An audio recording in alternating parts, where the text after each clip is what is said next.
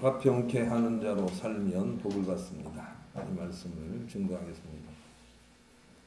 어느 조직에 가든지 이렇게 평소에는 밝은 웃음으로 그렇게 살다가 문제가 생기면 자꾸 이렇게 화해시키고 그리고 남 얘기를 좋게 해주면서 분위기를 이렇게 평안하게 하는 그런 사람이 있습니다. 피스메이커라고 하죠. 이런 사람들이 천국 갑니다. 어떤 조직이나 그런 역할을 하고 있어야 됩니다. 그래야 하나님께서 그런 사람들을 빼내어서 천국 백성 삼겠다고 그렇게 말씀하셨습니다. 예수님이 이 땅에 오셔서 하신 일은 우리와 하나님을 화목케 하는 일을 하셨습니다. 우리가 하나님과 화목할 수 없는 존재인 걸 아시고 당신이 친히 제물이 되셔서 우리 손과 하나님 손을 맞잡게 했습니다. 누구 때문에? 예수님 때문에. 예수님이 영원한 제물이 되셨기 때문에. 그래서 화목 제물이 되셨다. 이렇게 말씀을 하고 계시고 이제는 우리가 사람과 하나님 사이를 또 사람과 사람 사이를 화목케 하는 예수님 같은 직책이 우리에게 주어졌다. 이렇게 말씀을 하셨습니다. 그러니 우리가 화목케 하는 사람이 되어야 합니다. 고린도후서 5장 18절로 19절 모든 것이 하나님께로서 났으며 그가 그리스도로 말미암아 우리를 자기와 화목하게 하시고 또 우리에게 화목하게 하는 직분을 주셨으니 곧 하나님께서 그리스도 안에 계시사 세상을 자기와 화목하게 하시며 그들의 죄를 그들에게 돌리지 아니하시고 화목하게 하는 말씀을 우리에게 부탁하셨느니라. 그렇게 말씀을 하시는 것이죠. 그래서 화목시키는 사람, 화평케 하는 사람, 피스메이커가 하나님 말씀을 잘 듣는 사람이고 하나님께 필요한 사람입니다. 그래서 그런 역할을 우리가 하고 있어야 됩니다. 그런데 피스메이커의 반대가 트러블메이커거든요. 트러블메이커는 항상 어떤 일이 있어도 악을 전파하는 사람, 뭡니까? 갈등을 조장하는 사람이라고 할 수가 있습니다. 갈등을 조장하는 방법 간단하지 않습니까? 여기 가서는 저 사람 욕보고 저기 가서는 이 사람 흉보고 그러면 갈등이 조장이 됩니다. 이런 역할을 하는 사람들이 있을 거예요. 그러나 그런 사람들은 하나님께 쓰임받지 못하고 의인들을 훈련하는 도구만 될 뿐입니다. 그래서 이 매기 얘기를 제가 자주 합니다. 제주에서 붕어를 잡아서 일본에 수출을 하려고 할 때 그때 제주가 붕어가 바다를 건너가면서 시들시들해지니까 그 붕어를 아주 싱싱하게 하기 위해서 메기 몇 마리를 투입을 하는 것입니다. 그때 메기는 열심히 큰 입을 벌리고 붕어를 잡아먹으려고 쫓아다니는데 그 쫓아다니는 메기를 도망하려고 하다 보니까 싱싱해지는 것입니다. 그런데 나중에 메기는 아주 값어치 없는 것으로 처분이 되고 붕어만이 좋은 대접을 받는다라고 하는 교훈이 흡사한 우리 인생과 똑같다고 할 수가 있겠습니다. 우리 인생에 매기들이 많이 섞여 있습니다. 트러블 메이커지요. 그러나 그 중에서도 피스메이커로 그리 뭐라고 심정을 힘들고 어렵게 해도 자기를 갈고 닦으면서 피스메이커로 살아가는 그 사람만 주님 나라로 이끄시겠다고 그렇게 말씀을 하십니다. 나머지는 걱정할 게 없습니다. 우리가 원수 갚을 일이 없는 것입니다. 우리가 없애려고 히틀러처럼 총칼을 휘두를 필요가 없습니다. 그냥 우리는 그 안에서 우리 자신을 갈고 닦으면서 나가는 것입니다. 그런 체제로 하나님께서 역사를 이끌어 가시기 때문에 그런 것입니다. 갈라디아서 5장 25절로 26절 만일 우리가 성령으로 살면 또한 성령으로 행할지니 헛된 영광을 구하여 서로 노엽게 하거나 서로 투기하거나 하지 말지니라. 그렇게 말씀하셨습니다. 성령의 사람은 그렇게 갈등을 조장하는 사람이 아니라는 것입니다. 성령의 사람은 화평케 하는 사람이라는 것입니다. 성령의 사람은 피해를 당하는 사람이라는 것입니다. 성령의 사람은 피해를 주는 사람이 아닙니다. 성령의 사람이란 그런 사람이라고 우리에게 말씀을 하고 계십니다. 그 사랑의 덕목 중에 고린도전서 13장 4절에도 사랑은 투기하지 않는다. 그렇게 명시를 하고 있습니다. 또 성내지 않는다. 이렇게 명시를 하고 있는 것이죠. 질투하지 않습니다. 갈등을 유발하지 않습니다. 그저 오래 참습니다. 왜냐하면 이런 사람들이 천국에 합당한 자이기 때문에 하나님께서 그것을 우리에게 주문을 하고 있습니다. 우리는 세상에 살면서 피스메이커, 즉 화평케 하는 자라는 별명을 따로 얻어야 됩니다. 그 사람을 생각하면 어떤 이미지가 떠오르지 않습니까? 누구 하면 어떤 이미지가 떠오르는데, 누구 하면 화평케 하는 사람이라는 이미지를 꼭 우리가 받아야 된다는 것입니다. 새로운 이름을 우리가 얻어야 됩니다. 우리가 자꾸 화평케 하는 일을 하게 되면 우리는 잘 모르지만, 우리도 나중에 알게 됩니다. 그러나 우리는 아직 확실히 모르지만 하나님은 우리의 이마에 자꾸 피스메이커라는 그런 명찰을 붙여갑니다. 그래서 이 이마를 늘 확인을 하시죠. 요한계시록 22장 2절에 보면 하나님은 우리를 심판하실 때 우리의 이마에 써진 이름을 보고 심판하신다, 이렇게 말씀하셨어요. 굉장히 상징적입니다. 다른 말로 얘기하면 이 사람이 어떤 사람이라고 하는 이름, 새 이름, 별명이 우리 가운데 부어져야 되는데, 그런데 그 별명이 피스메이커가 되어야 합니다. 그래야 우리가 하나님 나라에 들어갈 수가 있습니다. 우리의 별명이 트러블 메이커가 돼서는 안 됩니다. 그런 사람들은 그냥 악에게 쓰임 받다가 버림받는 거예요. 그런 길을 가시겠어요? 가정 안에서도 피스메이커, 늘 참고 인내하고 투기하지 않고 견뎌주고 이런 사람이 되어야 합니다. 그런데 문제를 일으키는 사람, 자기도 모르게 자꾸 문제를 일으키는 사람이든 혹은 피스메이커든 자기가 살면서 자기 이름을 이마에 새기며 산다는 것입니다. 그래서 그 이마에 이런 이름들이 새겨지면 안 된다. 이들은 심판받아 멸망으로 갈 것이다 하고 그 이름을 오늘 열거를 하고 있습니다. 그게 바로 5절인데요. 17장 5절. 예. 한번 읽겠습니다. 시작. 그의 이마에 이름이 기록되었으니 비밀이라, 큰 바벨론이라, 땅의 음녀들과 가증한 것들의 엄이라 하였더라. 예. 우리도 모르는 사이에 우리가 살면서 우리 이마에 하나님만 밝히 보시고 세상 사람들도 그 새로운 감각으로 볼 수 있는 이름이 자꾸 새겨져 간다는 것이죠. 그리고 그 이름이 피스메이커가 되어야 한다. 이렇게 우리에게 하나님께로 주문을 하고 계세요.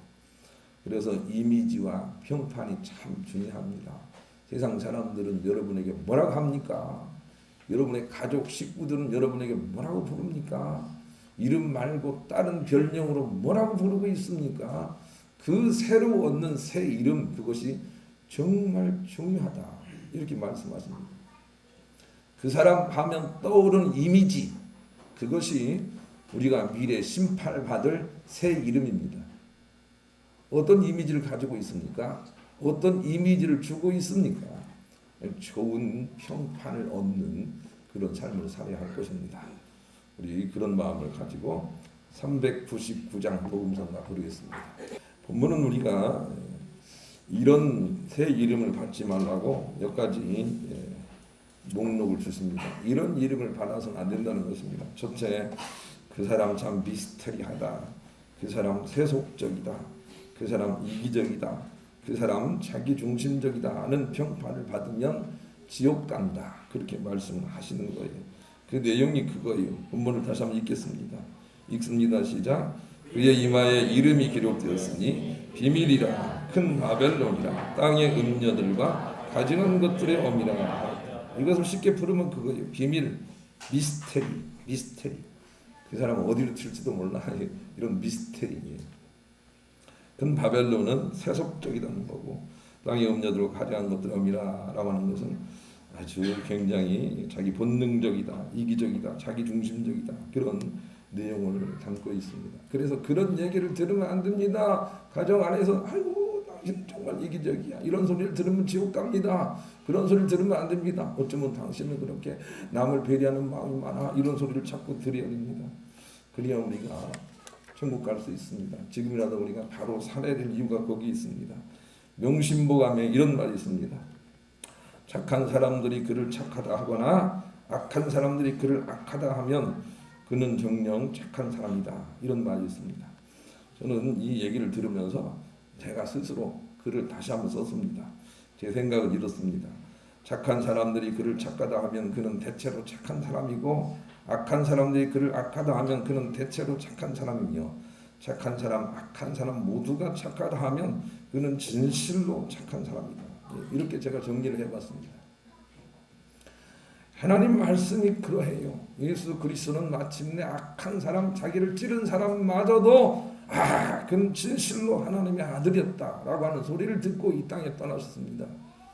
그렇게 우리가 하나님께 중요한 건 그렇죠. 의인에게 중요하죠. 그러나 모든 사람들에게 어떤 이름을 얻느냐라고 하는 것이 우리의 새로운 심판의 기준이 된다고 우리에게 말씀해 주십니다. 평판 이미지를 무시하지 마세요. 그 사람 그런 소리 들으면 안 됩니다. 탈무드에 이런 말이 있네요. 지금 힘이 없는 사람이라고 우습게 보지 마십시오. 힘없고 어려운 사람이라도 좋게 생각하고 도움을 많이 주십시오. 그러나 평판이 좋지 않은 사람과는 가까이 하지도 말고 특히 결혼하지 마십시오. 소망이 없을 것이기 때문입니다. 그렇게 말했어요. 여러분, 사케오가 이 비밀을 알았던 것 같아요.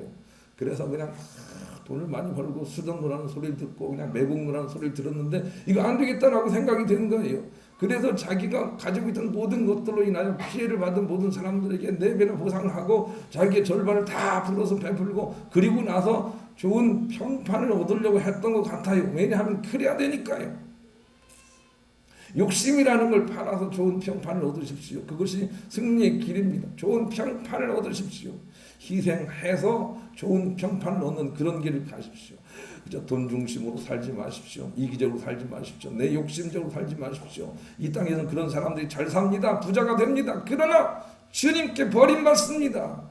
그것은 우리에게 말씀하십니다. 평판이 정말 중요하되 미스테리하다, 세속적이다, 이기적이다, 자기중심적이다 이런 평판을 들으면 이미 잘못 가고 있는 것입니다. 디모데전서 3장 7절 장로는 또한 교회 밖의 사람들에게도 좋은 평판을 받는 사람이어야 합니다. 그래야 그가 비방을 받지 않으며 악마의 올무에 걸리지 않을 것이기 때문입니다. 그랬네요. 그럼 장로만을 지칭하겠습니까? 우리 믿음의 사람들을 다 지칭하죠. 세상에서도 좋은 평판을 우리가 얻어야 합니다.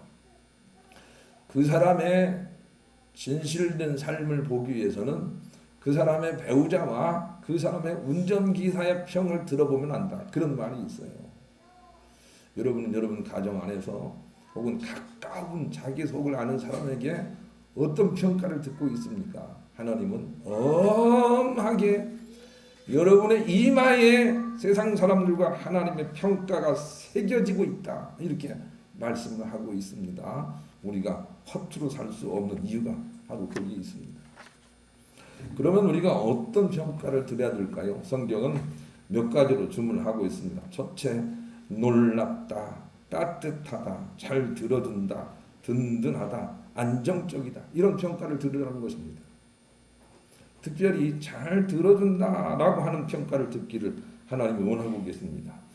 이사야 9장 6절에 예수 그리스도를 지칭하여 이 땅에 오신 예수 그리스도는 우리는 눈에 보이지 않지만 어떤 사람들은 보지만 하나님이 보시기에 이름표를 달고 나오셨는데 그 이름이 이렇더라는 것입니다. 이는 한 아기가 우리에게 낳고 한 아들을 우리에게 주신 바 되었는데 그의 어깨에는 정사를 메었고 그의 이름은 기묘자라 모사라 전능하신 하나님이라 영존하신 아버지라 평강의 왕이라 할 것입니다. 그랬습니다.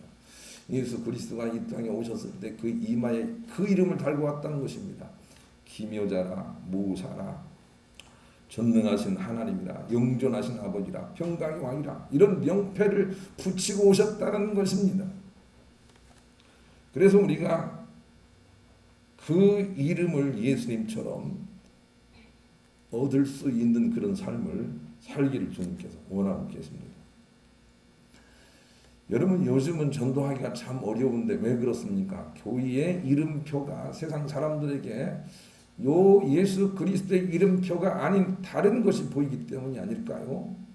우리는 이 이름표, 새 이름, 별명, 이미지 관리를 지금부터 잘 해나갈 수 있어야 되겠습니다. 어느 한 사과장수가 교회 앞에서 장수를 했다 그럽니다. 그런데 교회 사람들이 오고 가면서 얼마나 교회 나오세요 교회 나오세요 그러니까 얼마나 지겹도록 그렇게 방어적인 사람이 되었을까요? 그런데 어느 날 참 옷을 잘 차려입고 교회를 떡 이렇게 나와서 등록을 했더랍니다. 그래서 왜 그렇게 등록을 했느냐 그랬더니 어떤 한 장로님을 가리키면서 저 장로님 때문에 내가 등록했습니다 라고 하더라는 것이죠. 왜 장로님이 어쨌게요 물어봤더니 장로님이 늘 오면서 좋은 것은 남에게 주고 나는 자꾸 이렇게 좋지 않은 것만 달라고 하면서 자꾸 이렇게 돈도 더 주고 가고 자꾸 그렇게 하길래 저 사람이 누군가 하고 알아봤더니 이 교회 장로라고 해서 저 사람 따라서 나왔습니다 그렇게 말을 하더랍니다. 이게 진실로 정말 좋은 전도예요. 이게 진실로 주님이 원하는 전도예요. 이 이마에 하나님도 보시지만 세상 사람들 보는 게 있다고요. 이 이마에 그 이름이 붙어 있어야 돼요. 놀랍다, 원더풀, 기묘다, 따뜻하다, 잘 들어준다, 든든하다, 안정적이다. 이런 이미지가 우리 가운데 있어야 됩니다. 그래야 우리가 제 길을 가고 있는 거예요. 요한복음 13장 35절에 주께서 말씀하십니다. 우리가 어떤 이미지를 풍기든지 하나님은 그것이 우리의 심판의 기준이 되니까 우리가 그 역할을 잘 감당을 하라고 말씀하십니다. 특별히 나는 여러분에게 이 카운슬러 역할을 여러분에게 부탁을 드리고 권면을 드립니다. 제가 상담학에 대해서 공부를 참 많이 해봤습니다. 상담을 왜 배우는가 하고 제가 처음에 무시를 했어요. 신학교 다닐 때. 그런데 상담자라고 하는 것이 카운슬러거든요. 예수님이 상담자셨다. 그러면 상담자가 무엇인가 하고 공부를 해보니까 상담자는 세상 어떤 사람들 혹은 내장자들에게 충고하지 않고 이렇게 저렇게 하라고 하지 않고 하여튼 잘 들어주면서 자기 스스로 자기 삶의 결론을 내도록 하는 일에 능한 사람이 상담자예요. 그런데 예수님이 그런 사람이었다는 거예요.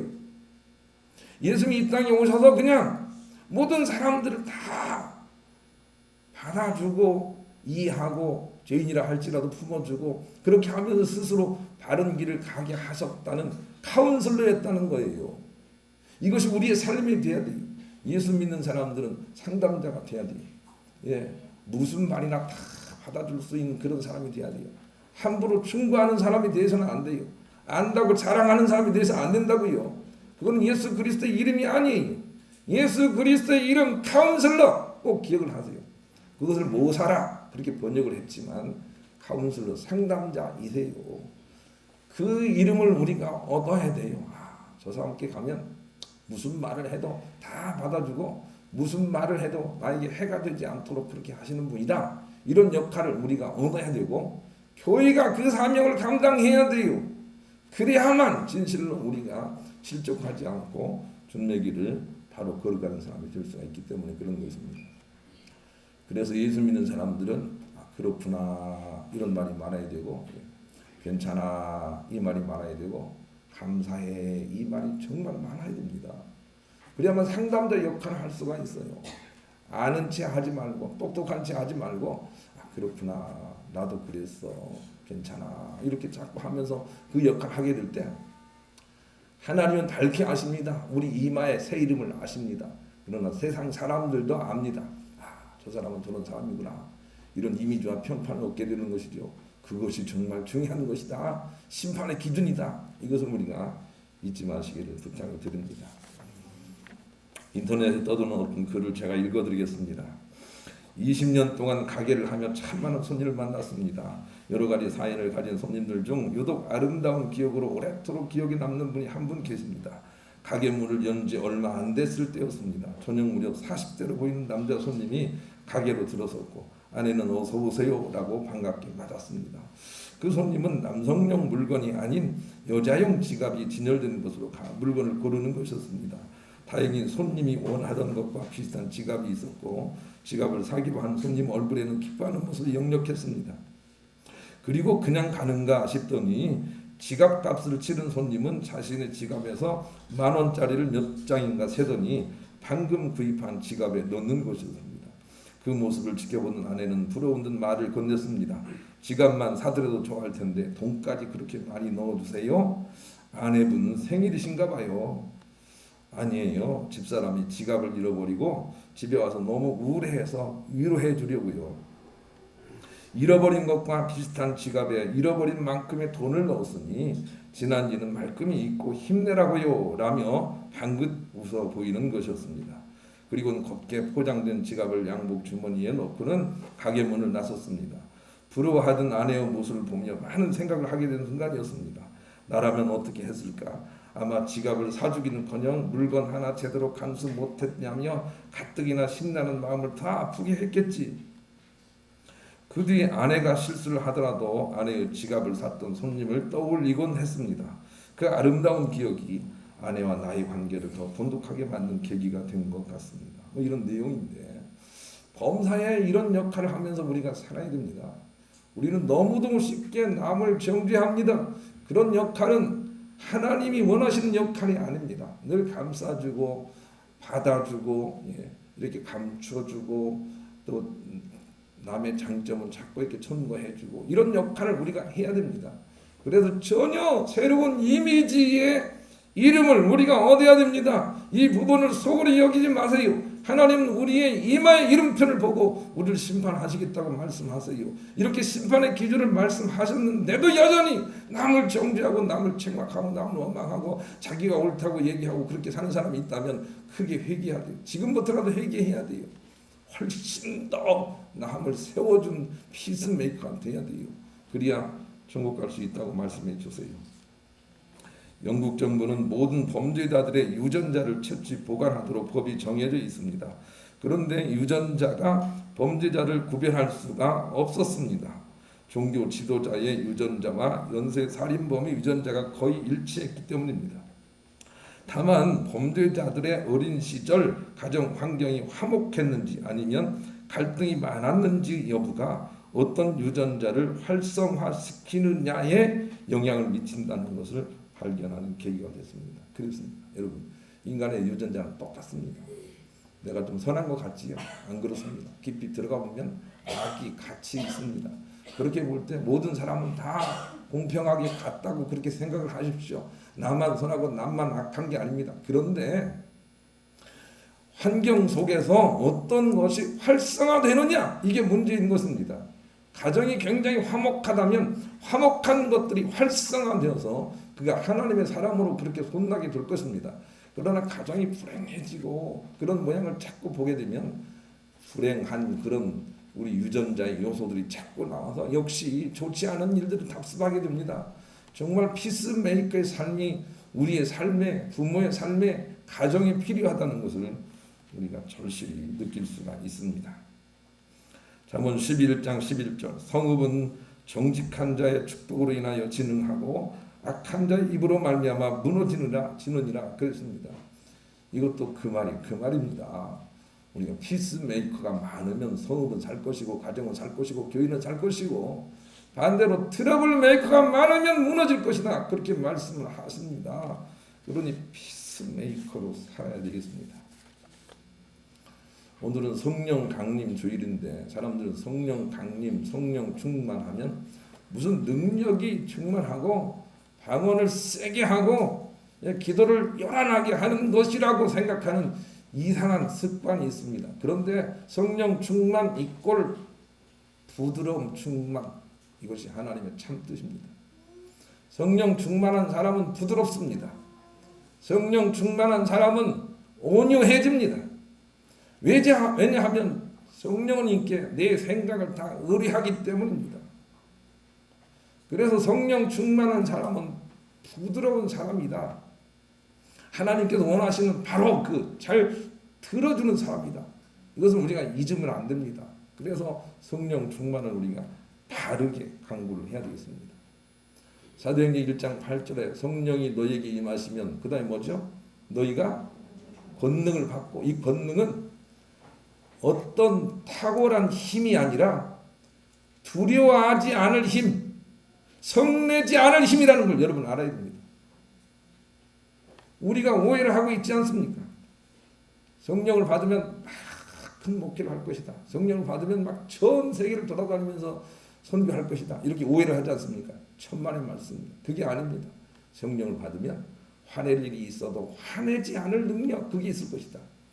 그래서 너희들이 예수님처럼 바울처럼 진실로 하나님을 증거하는 자가 되고 너희들 자체도 나고 하지 않는 그 길을 가게 될 것이다 하고 우리에게 그 능력을 새롭게 말씀을 하시는 것이지요. 그런데 우리는 능력마저도 오해를 합니다. 우리는 끝까지 자기 중심적입니다. 끝까지 하나님 말을 오해하고 이해하지 못하는 그런 사람으로 우리가 나가게 되는 것입니다. 하나님의 능력은 화내지 않고 부드러운 마음이다 라고 하는 것은 잊지 마시길 바랍니다. 성령님은 우리 안에 영원히 계시며 우리 생각과 느낌과 감정을 맡기라고 말할 수 없는 탄식으로 우리를 채근하시는 분이십니다.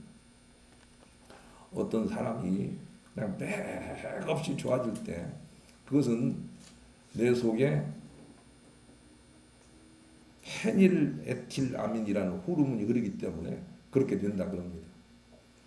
내가 그 사람 좋다는 거 내 인격으로 내 이성으로 판단해 그런 게 아닙니다. 내 속에서 뭐가 이렇게 흘러나와서 그런 것입니다.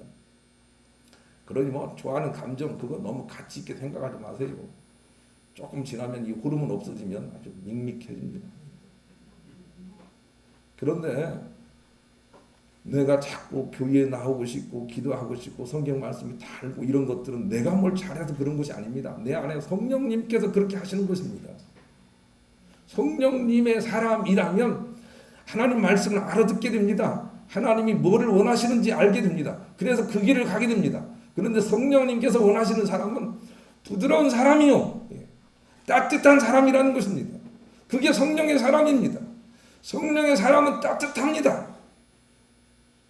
오해하면 안 됩니다. 자기 스스로 성령을 많이 받았다고 하면서 막 뭡니까 막 그냥 이렇게 하는 사람 우리가 분별해낼 수 있어야 됩니다.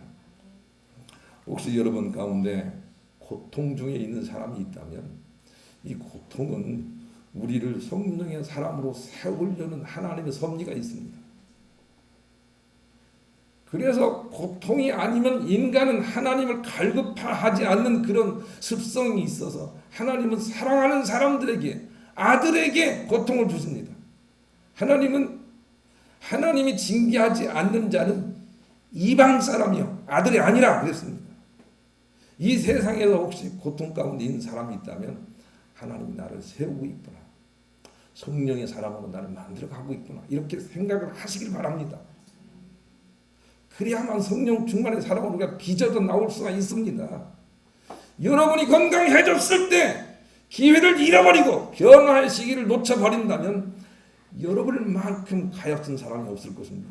왜냐하면 하나님이 주신 기회를 잃어버리기 때문입니다. 여러분 하나님께서 원하시는 바가 어떤 존재인가를 한번 상상해 보십시오. 우리가 새로운 이름을 얻는 자가 되길 원하십니다. 그것을 위해서 고통 속에서 우리를 이끌고 계신 하나님 성령님의 역사를 깨달으시고